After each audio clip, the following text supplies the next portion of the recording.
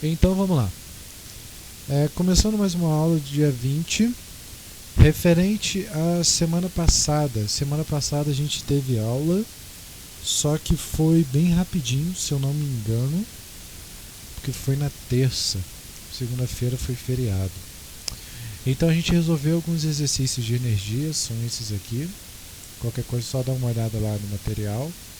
E aí, para a gente poder fechar essa parte de energia, tem alguns exercícios aqui para a gente poder fazer.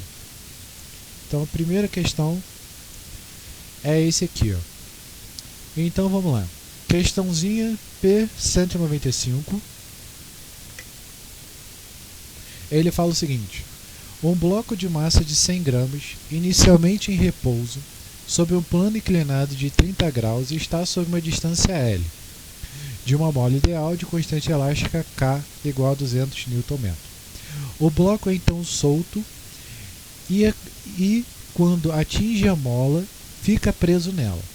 Considerando que o valor máximo é D, então a máxima compressão vai ser D, desprezando o atrito entre o bloco, supondo que L mais D é igual a 0,5, qual o valor em centímetros da compressão máxima da mola? Então, esse cara, repara, já bateu o plano inclinado, a gente consegue resolver esse cara aqui com força. Poderia jogar uma força aqui, eu diria que a força que vai estar descendo aqui, que seria um F seno, seria igual à força elástica. A partir daí da força elástica eu consigo calcular, jogo e resolvo. Dá para resolver dessa forma? Dá para resolver dessa forma. Só que aí vai dar um trabalhinho, porque eu tenho que jogar seno e cosseno, né? Isso seria uma forma de resolver a questão. Forma número 2, já que a gente já está vendo a parte de energia. Fala, Lucas, beleza? Então, como que a gente vai resolver essa questãozinha? Estamos resolvendo as últimas questõezinhas para poder fechar a parte de energia. Tu ficou com alguma dúvida de energia? Bom dia, boa noite, Vanessa. Acabei não te vendo. Vocês ficaram com alguma dúvida? Conseguiram entender as últimas aulas, parte de energia? Lucas, Vanessa? Tá tranquilo? Dá pra gente seguir? Sim? Boa noite. Sim? Não? Sim? Imagino que sim. Show. Então, qual é a grande sacada para esse exercício? Eu vou supor que na altura da minha mola, aqui eu vou ter uma altura zero. Por que eu vou ter uma altura zero? Porque aí eu considero que na minha mola eu só tenho energia potencial elástica. E isso vai me facilitar em muito o exercício. Né? Então, aqui é zero.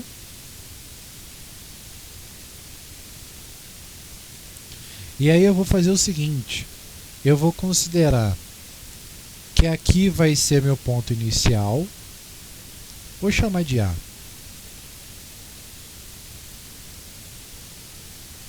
Né, para facilitar. E aí a gente vai ter o nosso ponto B,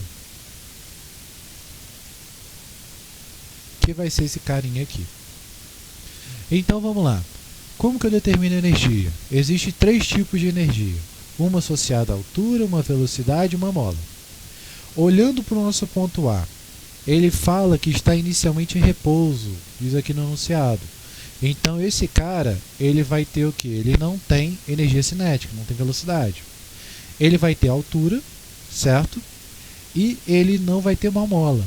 Então a única coisa que eu tenho no meu ponto A é uma energia potencial gravitacional. Já no meu ponto da minha mola, repara que eu não tenho altura, porque eu já tarei, ou seja, eu já nivelei aqui como zero, né? Senão eu teria essa pequena distância aqui que eu não quero calcular. De qualquer forma, quando a gente jogasse na fórmula, ele ia sumir, mas eu não quero calcular esse cara. Eu tenho minha mola, e aí ele fala que ele é preso comprimindo até um valor máximo D. Se ele comprimir um valor máximo, significa que a velocidade é zero. Por que a velocidade é zero? Porque se ela não for zero, ele ainda está comprimindo, ou significa que ele já soltou a compressão, ou seja, ele já passou pelo ponto máximo, né? Ele já está recuando. Então, quando ele fala que ele considera uma compressão máxima, ele fala aquilo ali para a gente considerar que não tem velocidade. Então, a única energia que eu vou ter associada a esse cara é uma energia potencial elástica. Beleza. Então, fechamos aqui. Então, eu já sei que a minha energia em A é igual a minha energia em B. Beleza. E eu sei também que minha energia em A é uma energia potencial gravitacional, que isso é uma energia potencial elástica. Show de bola. Então vamos lá. Vamos analisar esse cara aqui primeiro para a gente poder definir quem vai ser esse triângulo, né? Quem vai ser essa altura aqui que eu vou analisar. Não sei se vocês conseguem ver, mas aqui está formando um triângulo. Ó. Eu vou desenhar esse triângulo para vocês.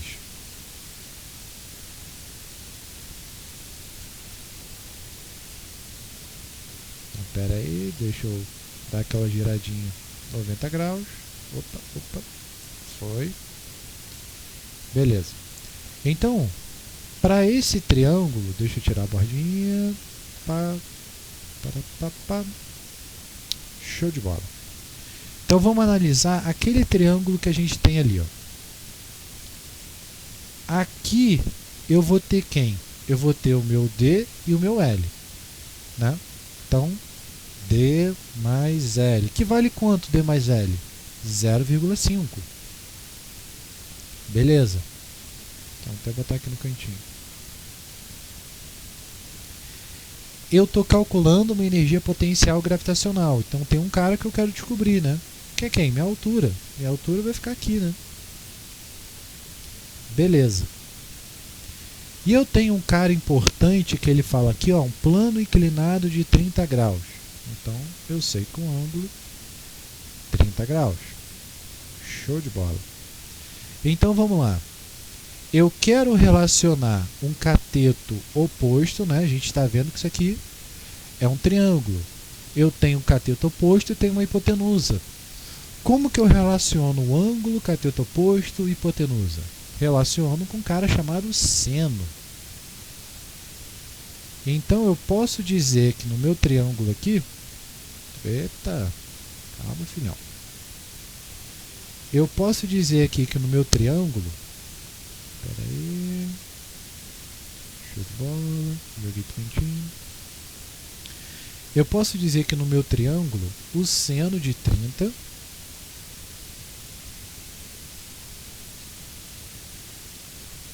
ele vai ser igual a quem? Seno é cateto oposto, H, dividido pela minha hipotenusa, D mais L. Show de bola. Então aqui, H, deixa eu botar em maiúsculo, D mais L. Perfeito. Eu sei quanto que vale o meu seno de 30. Afinal, seno de 30, olhando lá na tabelinha, vale meio. Então, eu sei também quanto que vale esse D mais L. Ele vale exatamente 0,5. Então, H dividido por 0,5.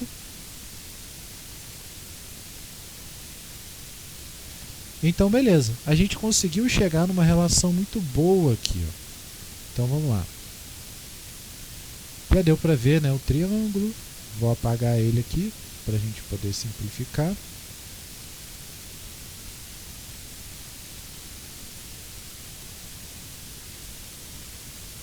Então, se eu multiplicar cruzado aqui, eu vou ter que o H passa para cá, então vai ser 2 vezes H, e aí o 1 vai passar para cá, 1 vezes 0,5. Show!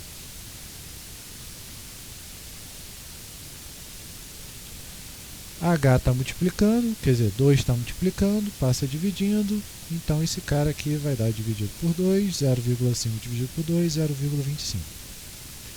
Beleza. Então eu sei... Eita, peraí. que a minha altura vale 0,25. Show de bola. Então agora eu já consigo resolver minha questão. Ó. Então vamos lá.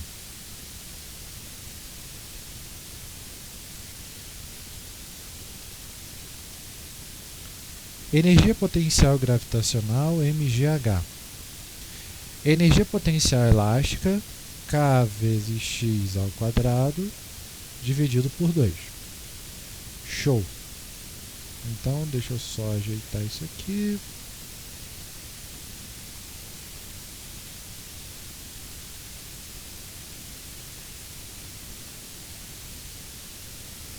Beleza.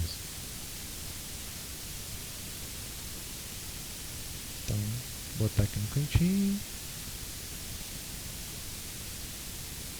Então, vamos lá.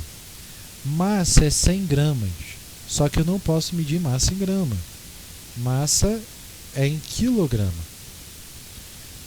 Então, 100 dividido por 1000, 0,01.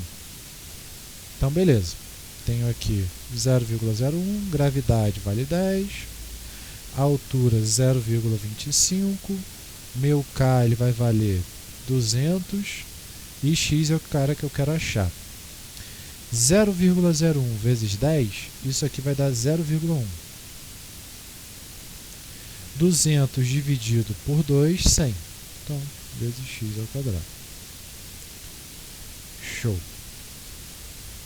Aqui eu vou ter, então, 0,1 vezes 0,25 vai acrescentar um 0. 100 está multiplicando, passa dividindo.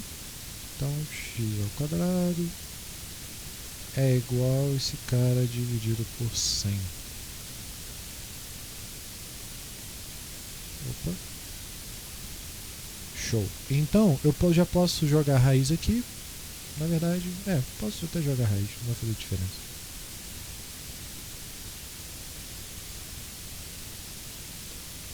Então, vamos lá, raiz está aqui.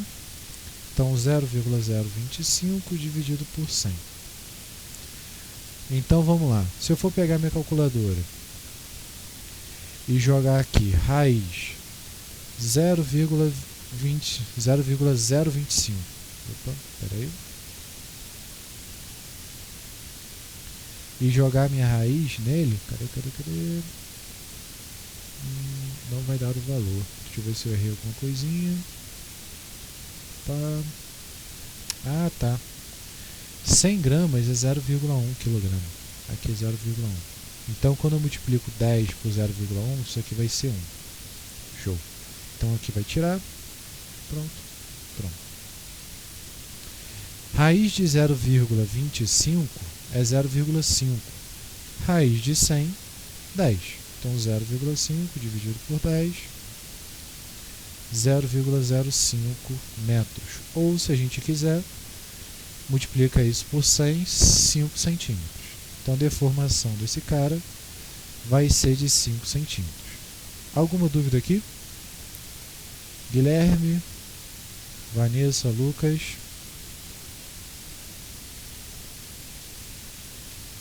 Pronto. Show. Beleza. Então, repara, uma questão que poderia ser complicada, o máximo que a gente teve que fazer ali foi jogar um seno para poder calcular essa altura. Fora isso, de boa. Então, próxima questão. T131, um carrinho percorre a pista sem atrito, esquematizado abaixo. Então, vamos lá. Ele fala o seguinte: a mínima velocidade escalar v em metros por segundo que o carrinho deve ter em A para conseguir chegar em B deve ser maior que. Então, qual é a grande sacada? Ele vai ter uma velocidade em A e aí ele vai ter que chegar em D. Só que para ele chegar em D, ele precisa passar por C. Então, em vez de eu analisar A e D, eu vou analisar A e C. Por quê? Porque é o ponto mais alto que ele tem que chegar. Porque se ele passa desse ponto mais alto, aí ele chega em D com facilidade. Beleza? Então vamos lá. Ponto A, eu vou ter o que? Eu tenho uma energia potencial gravitacional mais uma energia cinética, né? Porque ele tem uma velocidade, porque ele tem até uma setinha de uma velocidade. E no meu ponto C, eu vou considerar que ele tem só energia cinética. Ele pede a velocidade mínima. Então, se ele consegue chegar aqui em cima, qualquer velocidade acima desse cara que eu achar, já vai ser, já vai chegar em D.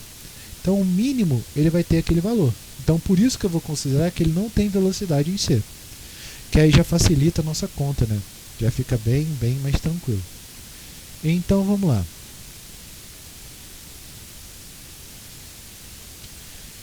Energia em A é igual a energia em C. Energia potencial gravitacional mais energia cinética, energia potencial gravitacional. Então vamos lá. Eu poderia utilizar e nivelar esse cara. Eu tinha até botado uma linha aqui, ó, que poderia até facilitar. Ou seja, o que eu estaria fazendo com essa linha? Eu considero que aqui é 0 e em vez do meu A ele ter uma altura de 3, ele vai ter uma altura de 0. E o meu C, em vez de ele ter uma altura de 8, ele vai ter uma altura de 8 menos 3, 5. Poderia fazer dessa forma, né? Ficaria até mais fácil, digamos assim.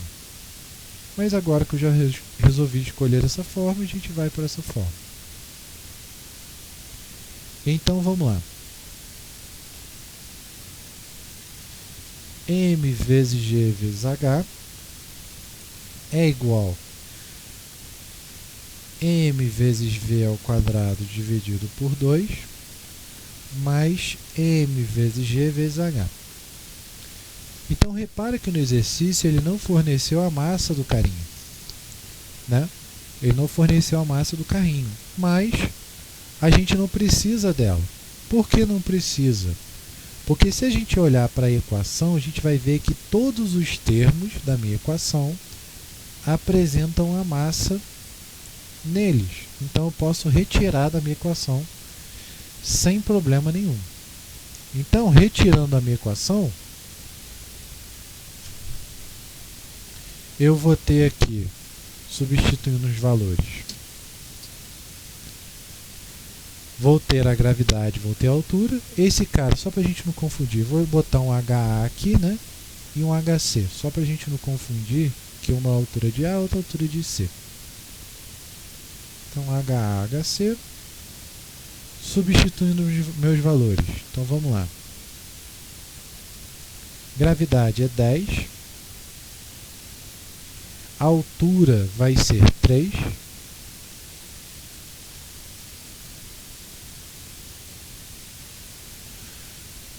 Isso, porque é o que ele pede. Presta atenção, ó. A velocidade mínima escalar V em metros segundos que o carrinho deve ter em A. Então ele já está considerando que tem uma velocidade em A. Por isso que eu considerei uma energia cinética em A. Tudo bem? Porque eu considero que ele tem uma velocidade em A. Como ele quer velocidade mínima para poder chegar aqui em C, em D, eu considero que ele não tem velocidade em D. Por quê? Se ele chega aqui em cima, qualquer velocidade acima dessa que eu achar, ele já vai chegar em D. Por isso que é uma velocidade mínima. Tudo bem? Então aqui vai ser 10 e aqui vai ser 8. Então repara que aquela altura de 5 que eu havia falado aqui, né, que a gente poderia utilizar, ela vai aparecer aqui, ó. Quanto que é 30? 30 está para um lado. E aqui 80.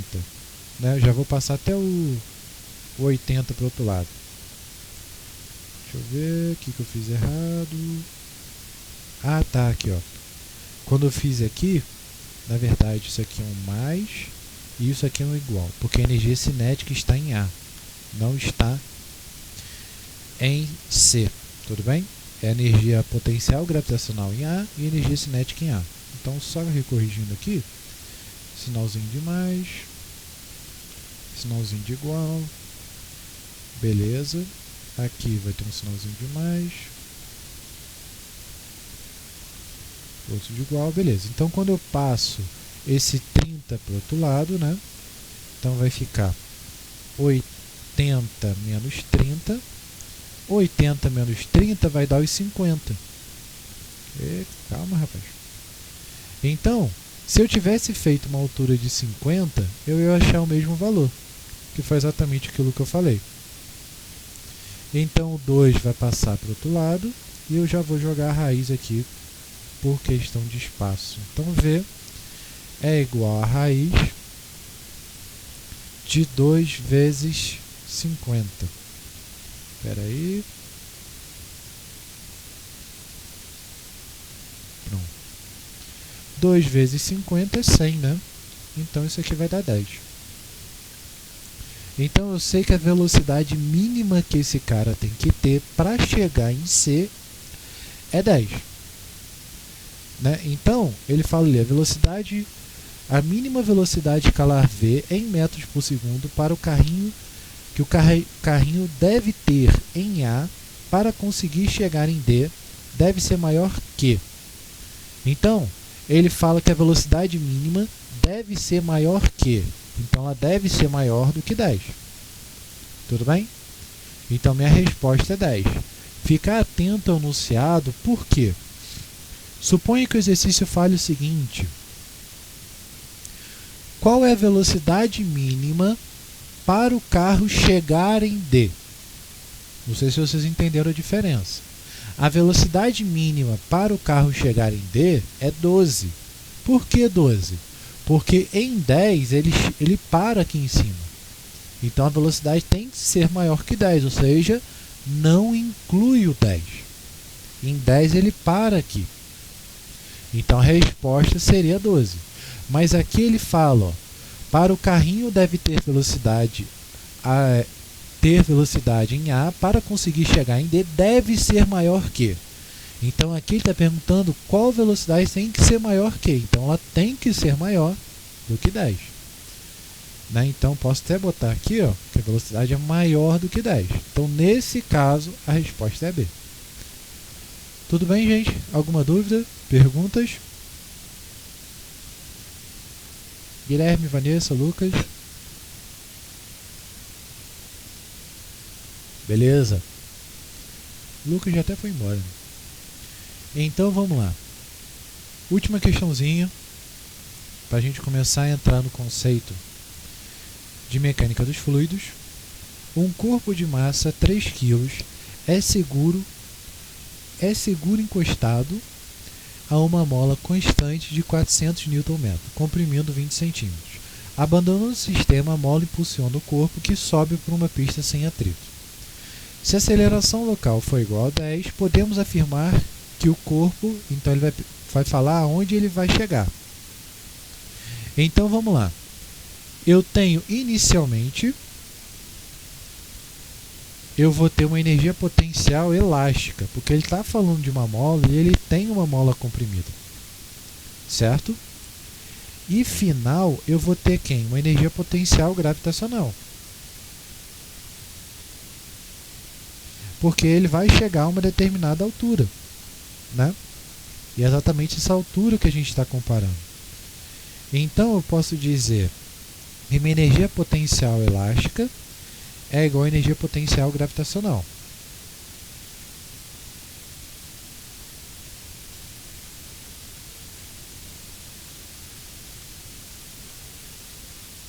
Então vamos lá. A energia potencial elástica é K vezes x ao quadrado dividido por 2. Potencial elástica M vezes G vezes H.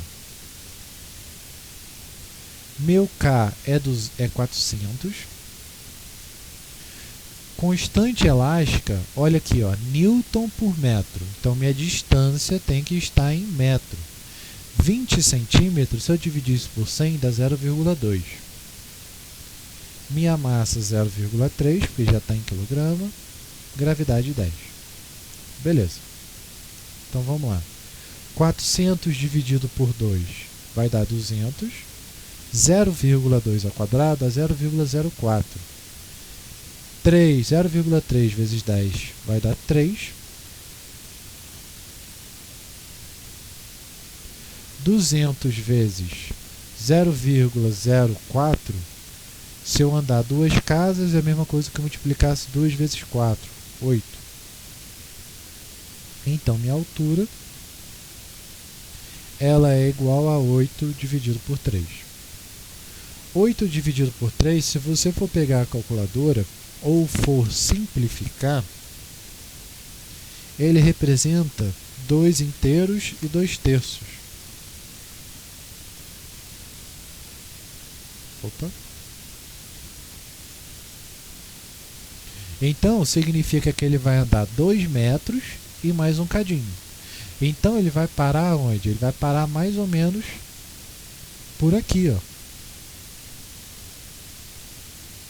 Então, ele vai retornar de um ponto entre B e C. Então, minha resposta certa é a letra B. Alguma dúvida, alguma pergunta?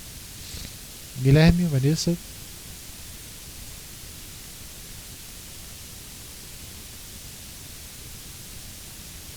Show de bola. Então vamos lá.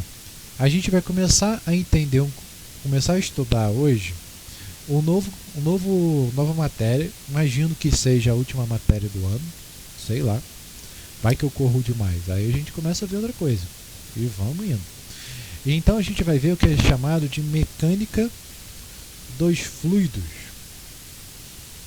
Isso, ou, em outras palavras, MECFLU. O que é mecânica dos fluidos? É o estudo do comportamento dos fluidos. O que eu estou querendo dizer como fluido? Fluido é um material que tem a capacidade de moldar a sua geometria. Ou seja, pode ser um líquido como um gás. Então, quando eu estiver falando de mecânica dos fluidos, um fluido, a gente está estudando um fluido. Esse fluido pode ser desde água, ou seja, como que a água escoa no material, como ele pode ser o estudo, por exemplo, de uma tubulação de gás. Né? Como que o gás passa ali pelo material, pela tubulação, por exemplo, né? Para poder evitar, digamos, que ela exploda ou algo do tipo, né? Isso é a mecânica dos fluidos. Então, o fluido, sempre que eu estiver falando de fluido, eu vou estar falando desses dois caras. E aí o que acontece? A mecânica dos fluidos, ela é uma mecânica bem complexa. Ou seja, diferente, por exemplo, lá da mecânica normal, que digamos eu vou construir uma casa.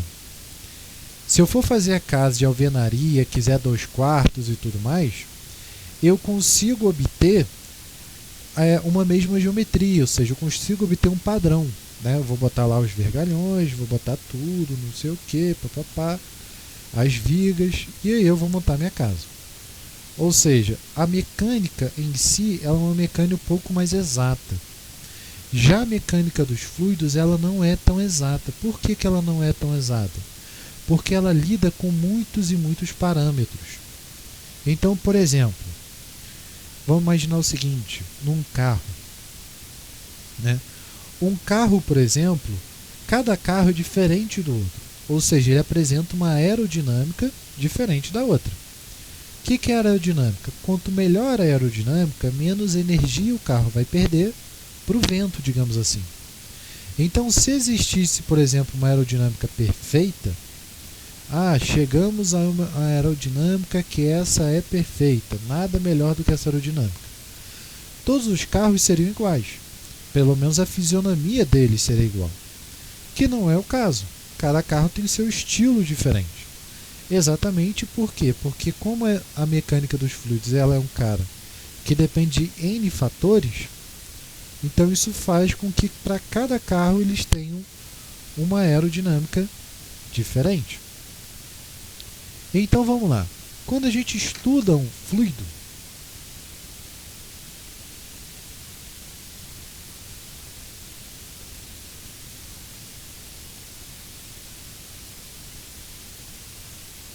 é importante a gente saber dele exatamente alguns parâmetros. Que parâmetros são eles? Eu preciso saber o volume, não preciso saber todos, mas algum deles eu tenho que saber.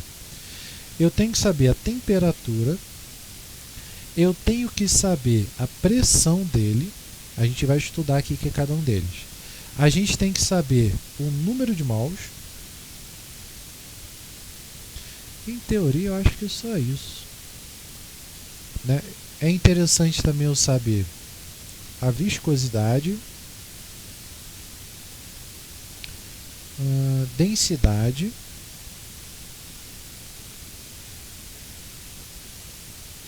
deixa eu ver mais o que. Eu acho que por enquanto é isso. Então os principais são esses. Existem outras coisas que a gente precisa saber? Claro, existem. Mas quando a gente vai entender um gás, um fluido, a gente tem que entender exatamente esses parâmetros. Por exemplo, imagina que eu estou fazendo, sei lá, uma tubulação. E aí, nessa tubulação, digamos, para resfriar um carro, né? O carro ele é resfriado ali, digamos, ele é resfriado por água, né? Só que de algum projeto, de algum processo, a água que era líquida, ela passa de estado líquido e entra em estado gasoso. Então, é de se esperar que o comportamento, ou seja, o resfriamento do carro com a água em estado líquido vai ser totalmente diferente do que dela no estado gasoso. Né? O comportamento é diferente, o processo é diferente. Né? O líquido não ocupa tanto espaço quanto um gás, por exemplo.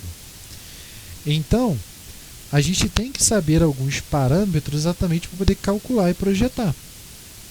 Né? Por exemplo, o carro ele é tão preciso, mas tão preciso, que a água ela chega a algo em torno de 98 graus Celsius, 96 graus Celsius. Ou seja, imagina, você trabalha o tempo todo com a água no estado líquido e você consegue ter uma precisão da temperatura da água que vai de em torno de 96 graus Celsius, 98. Por isso que muitas vezes a pessoa está andando e o motor começa a ferver. O que significa o motor começar a ferver? Significa que a água evaporou. Né? De tão preciso que é esse cara. Então qualquer desregulada no motor de um carro, né, pode proporcionar essa evaporação da água, que aí se torna um problema sério.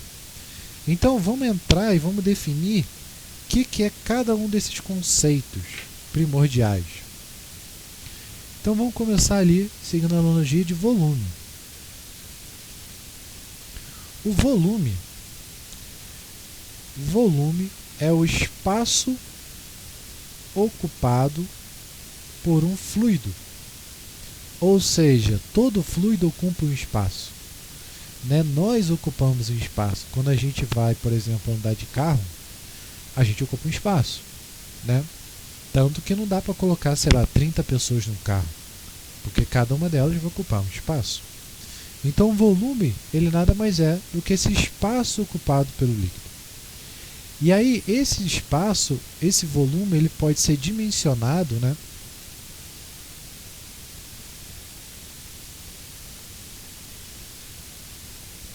Ele pode apresentar como unidade de medida o metro cúbico.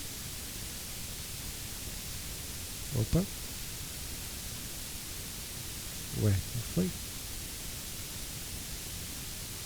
Metro cúbico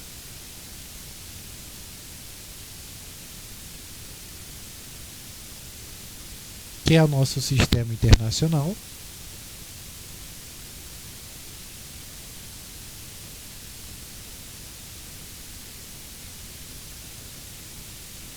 Lembra, o que é sistema internacional?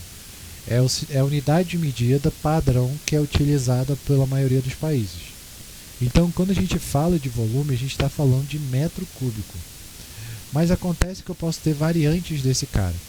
Ou seja, eu posso ter centímetro cúbico, posso ter milímetro cúbico, eu posso ter litro, eu posso ter, entre outros, unidades. Só para a gente ter uma noção, 1 litro é igual a 1 decímetro cúbico, ou se você quiser dizer 1 metro cúbico, isso é igual a 1000 litros. Né? Uma caixa d'água tem 1000 litros. E aí, outra coisa, existem outras unidades, né? No sistema inglês, por exemplo. No sistema inglês, a gente tem, por exemplo, sei lá, acho que é... Como que é volume? Sistema inglês? Polegada quadrada, pou ao cubo, ou em ao cubo. Pou vem de polegada. Vou botar aqui, ó.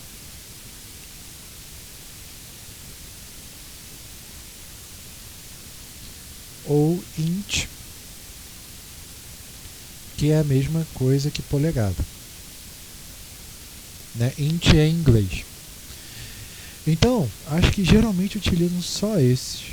Acho muito raro ter jarda, alguma coisa assim no cubo. Né?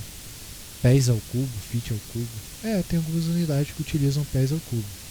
Então a gente tem feet ao cubo,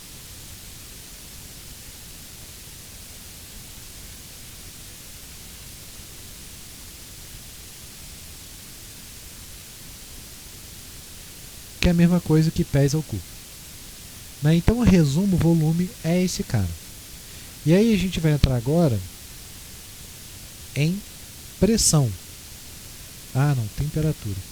A temperatura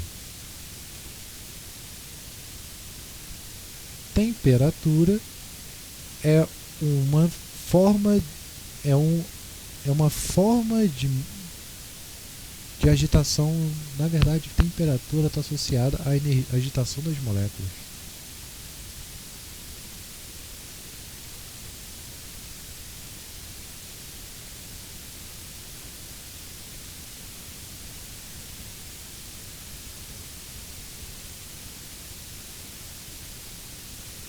Então, quanto mais agitado esse cara tiver, maior vai ser a temperatura. Só a gente pensar, por exemplo, quando a gente vai botar água para ferver na panela. A água ela começa a aquecer e começa a borbulhar. Nisso que ela começa a borbulhar, eu vou ter o quê? Eu vou ter que a temperatura está aumentando. Ou seja, a água está mais agitada. Então, a temperatura ela é medida em uma escala chamada Kelvin.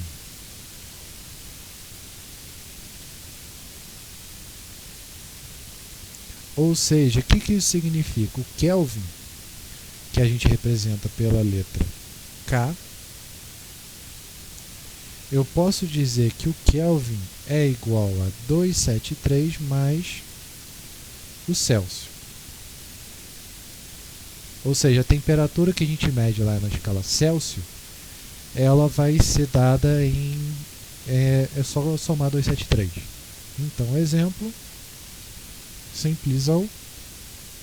Se eu tiver, sei lá, 30 graus Celsius, eu posso dizer que esse cara,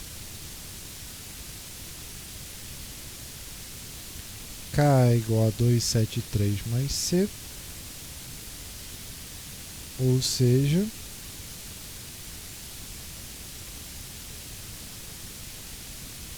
K é igual a 273 mais 30, isso aqui vai dar 303. Então, em resumo, eu vou ter que minha temperatura vai ser dada em Kelvin. Por que eu não posso medir temperatura em graus Celsius? Simples. Se eu for medir o zero, temperatura 0 graus, né? Conforme a gente for ver nas fórmulas, na verdade ninguém vai ver isso, mas a temperatura ela aparece como denominador. Então eu não posso dividir um cara por zero. Então não posso utilizar a escala Celsius. Sem contar que a escala Celsius ela é uma escala de comparação. Então não é uma forma certa de medir. Né? Cada uma delas tem um parâmetro certinho. E aí, outro parâmetro que a gente tem, por enquanto acho que eu vou parar nesse outro parâmetro, que é a pressão. O que é a pressão? A pressão é a força aplicada em uma área. Ou seja, pressão é F dividido por A. Ou seja, pressão é força sobre área.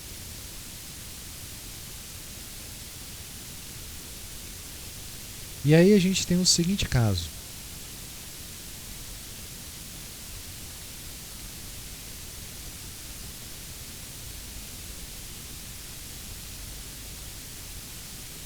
As unidades de medida vão ser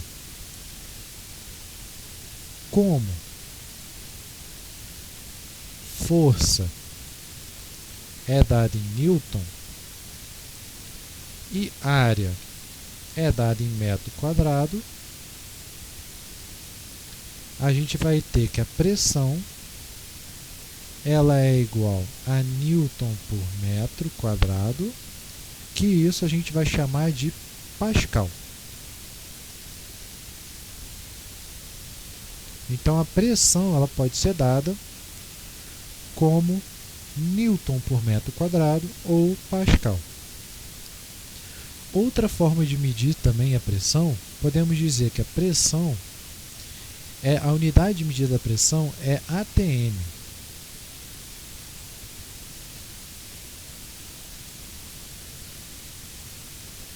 O que significa ATM? Significa atmosfera. Ou seja, 1 ATM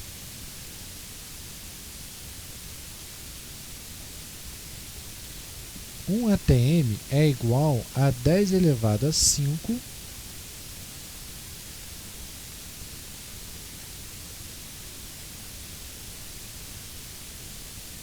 tem uns quebradinhos aí, mas a gente arredonda, Pascal.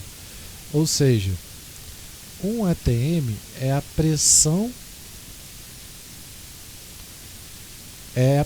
a nível do mar. Então a gente pode medir pressão por ATM também. Outra forma de medir pressão também é medida em PSI.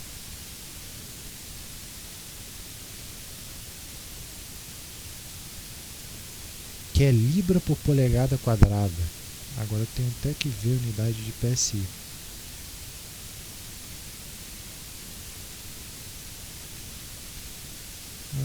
PSI, cadê? Existem várias formas de medir pressão. Libra força ou libra polegada quadrada. Então é libra força dividida por polegada quadrada. Isso é uma forma de medir a pressão. A gente utiliza muito para poder medir e encher pneu. Né? O pneu, por exemplo, da minha moto, eu lembro até hoje. Né? Eu estou com a mesma moto. Então eu sei, o pneu da minha frente, né, ela representa. Ih, rapaz, não é que eu não lembro. É 22 e o pneu de trás é 25. Então 22 PSI e 25 PSI. Então essa é a pressão do pneu da minha moto. Existem outras formas com outras unidades que são o bar,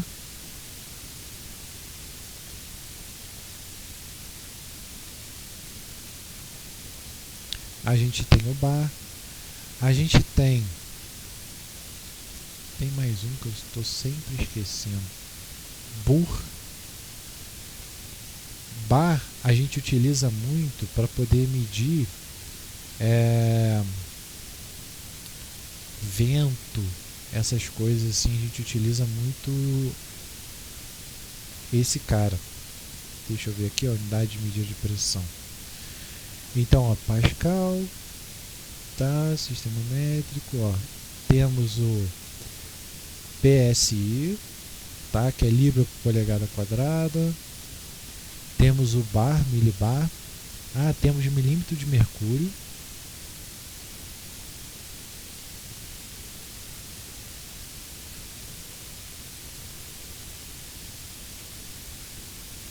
O que é mmHg? É milímetros de mercúrio. E aí a gente tem um comparativo muito interessante, que 1 ATM, deixa eu ver aqui, vou colar, representa, cadê? Ué. 1 atm em mgh. É 700 e alguma coisa. 760 milímetros de mercúrio. Então esses caras, essas conversões de unidades, é até interessante dar uma olhada, porque isso aqui, vira e mexe, a gente vai estar trabalhando com esses valores, né? Pressão é muito trabalhada. E aí eu vou deixar para a semana que vem, para a gente terminar esse conceito de pressão, eu vou falar um pouquinho melhor de como funciona, e aí a gente dá seguimento na próxima aula. Tudo bem? Para não ficar muito tarde. Alguma pergunta, gente? Alguma dúvida?